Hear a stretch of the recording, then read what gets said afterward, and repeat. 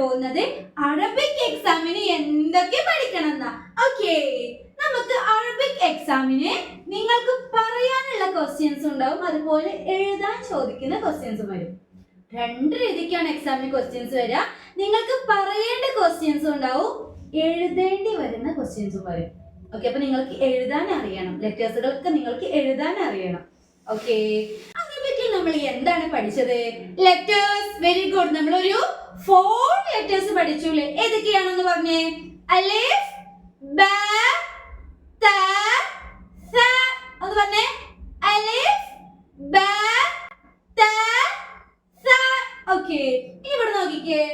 അലിഫ്, ബ, ത, സ. അലിഫ്, ബ, ത, സ. ഓക്കെ, ഇനി ഞാൻ പറയാൻ പോകുന്നത് ലെറ്റേഴ്സിന്റെ ഭാഗത്തുനിന്ന് എങ്ങനെയാണ് ക്വസ്റ്റ്യൻസ് വരാൻ പോകുന്നത്. 3 രീതിക്ക് ലെറ്റേഴ്സിന്റെ ഭാഗത്തുനിന്ന് ക്വസ്റ്റ്യൻസ് വരും. എല്ലാവരും ഇവിടെ ശ്രദ്ധിച്ചേ. ഇതില് ഏത് ലെറ്റേഴ്സ് കണ്ടാലും അത് ഏത് ലെറ്ററാ നിങ്ങൾക്ക് പറയാൻ കഴിയണം. ഇതിലെ ഏത് ലെറ്റർ കണ്ടാലും അത് ഏത് ലെറ്ററാ നിങ്ങൾക്ക് പറയാൻ കഴിയണം. ഓക്കെ, അപ്പൊ ഈ 4 ലെറ്റേഴ്സും നിങ്ങൾ പഠിച്ചു വെക്കാം. ഇതേതാ ലെറ്റർ? ഫ. ഇതേതാ ലെറ്റർ? ത. ഇതേത് ചോദിച്ചാൽ എന്താ? അലിഫ്. ഈ ലെറ്റർ കണ്ടാലോ? ബ. ഓക്കെ, ഈ 4 ലെറ്റേഴ്സ് കണ്ടാൽ നിങ്ങൾക്ക് അത് ഏത് ലെറ്റർ ആണെന്ന് പറയാൻ കഴിയണം. അതെന്തായാലും എക്സാമിന് ചോദിക്കും. ഓക്കെ, പിന്നെ എക്സാമിന് ചോദിക്കുന്ന ക്വസ്റ്റ്യൻസ് ആണ് ഈ 4 ലെറ്റേഴ്സ് ഇങ്ങനെ ഡിസോർഡർ ആയിട്ട് കൊടുക്കും. അറബിക് ലെറ്റേഴ്സ് നമ്മളൊരു കറക്റ്റ് ഓർഡറിൽ നമ്മൾ പഠിച്ചിട്ടുണ്ട്. ത, ബ, സ, അലിഫ്. നമ്മൾ അങ്ങനെയാണോ അറബിക് ലെറ്റേഴ്സ് പഠിച്ചിട്ടുള്ളത്? അല്ല, ഒരു കറക്റ്റ് ഓർഡർ ഉണ്ട്. ആ കറക്റ്റ് ഓർഡറിൽ നമ്മൾ ഇവിടെ എഴുതണം. ഓക്കെ, 4 ലെറ്റേഴ്സ് നിങ്ങൾക്ക് എഴുതാൻ അറിയണം. ഫസ്റ്റ് ലെറ്റർ ഏതാ? അലിഫ്. ഫസ്റ്റ് ലെറ്റർ ഏതാ? അലിഫ്. ഇതാണ് അലിഫ്. അപ്പൊ നമ്മൾ ഈ അലിഫ് ഇവിടേക്ക് എഴുതി കൊടുത്തു. അലിഫ്. അലിഫ്, ബ. ഇതിലേതാണ്? ബ. താഴെ ഒരു പുള്ളി വരുന്നതാണ് ബ. ഓക്കെ, ബ എങ്ങനെ എഴുതുക? ഒരു ചെരിഞ്ഞ വര, എന്നിട്ട് പാത്രം പോലെ വരയ്ക്കുക, താഴെ ഒരു പുള്ളി കൊടുത്താൽ എന്തായി? ബ. അലിഫ്, ബ. ഓക്കെ, അടുത്ത ഏതാ? അലിഫ്, ബ കഴിഞ്ഞിട്ട് പിന്നെ ഏതാ വരുന്നേ? ത ആണ്. ഇതിലേതാണ് ത?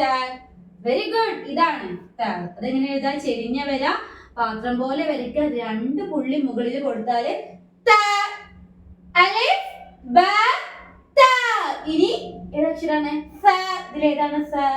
3 പുള്ളി വരുന്നതാണ് സ. ചെരിഞ്ഞ വര, എന്നിട്ട് പാത്രം പോലെ വരയ്ക്കുക, 3 പുള്ളി മുകളിൽ ഇട്ടാൽ എന്തായി?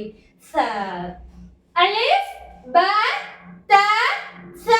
ഓക്കെ, അപ്പോ എക്സാമിന് ഇങ്ങനെ ലെറ്റേഴ്സ് ഡിസോർഡർ ആയി കൊടുത്തിട്ട് അത് കറക്റ്റ് ആക്കിയിട്ട് നിങ്ങളോട് താഴേക്ക് എഴുതാൻ പറയും. ഓക്കെ, ഇവിടെ നോക്കിക്കേ. ഫസ്റ്റ് ലെറ്റർ ഏതാ?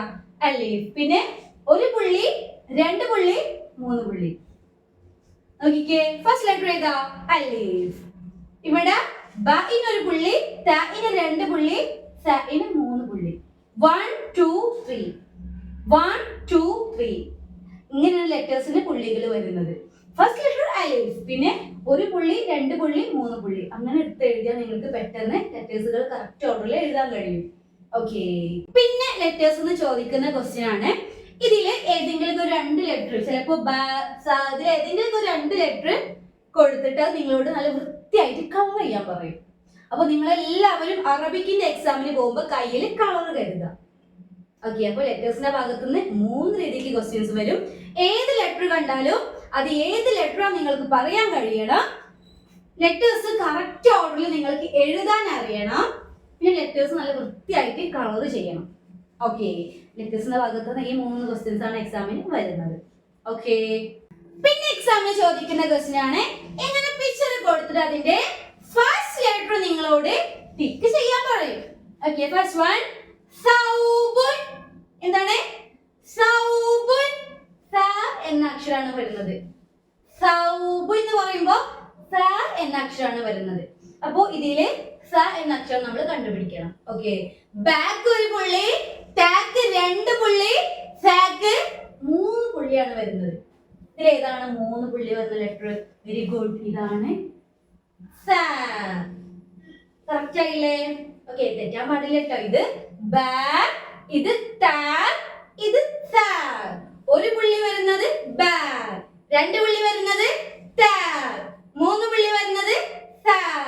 ഓക്കെ, അടുത്ത നോക്കാം. എന്താണ് തംറുൻ?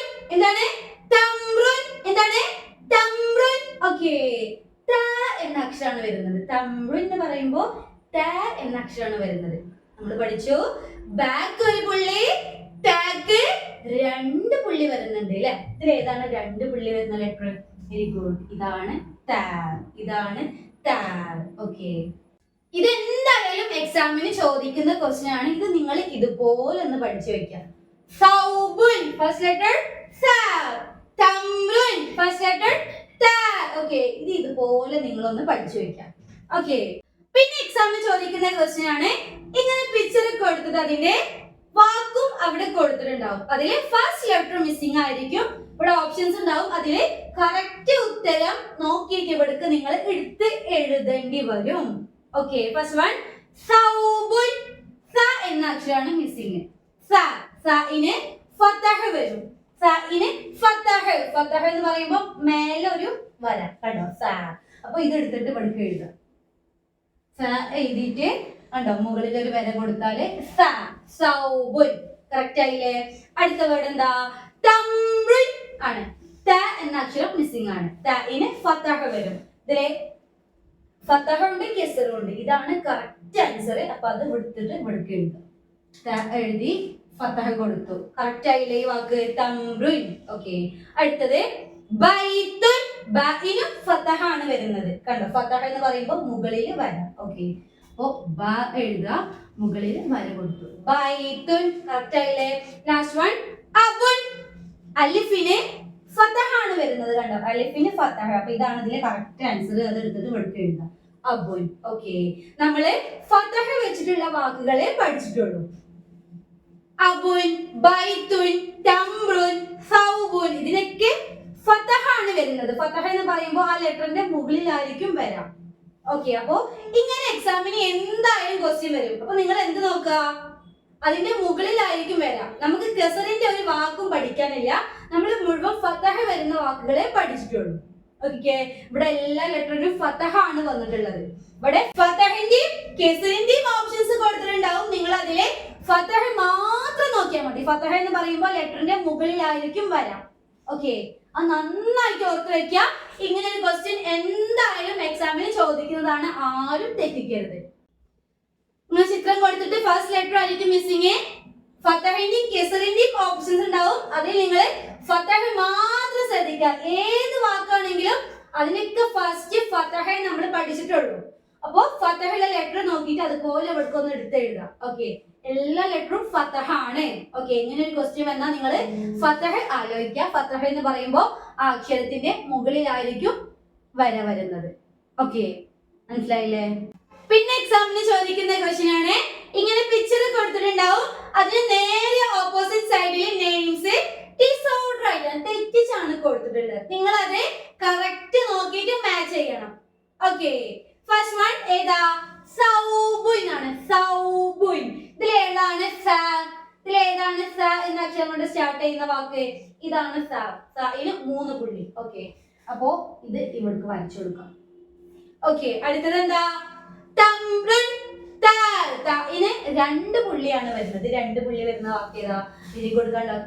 തംറുൻ. ഓക്കെ, അപ്പൊ ഇത് ഇവിടേക്ക് വരച്ചു കൊടുക്കാം. ഓക്കെ, അടുത്തെന്താ? ബൈത്തുൻ. ബൈത്തുൻ. ബ എന്നാണ് വരുന്നത്. ബ.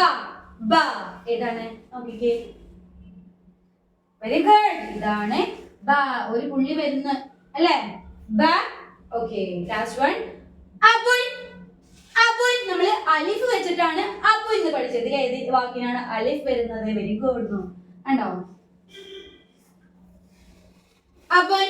ഓക്കെ, പിക്ചേഴ്സും അതിന്റെ നെയിംസും മാച്ച് ചെയ്യാൻ ചോദിക്കും.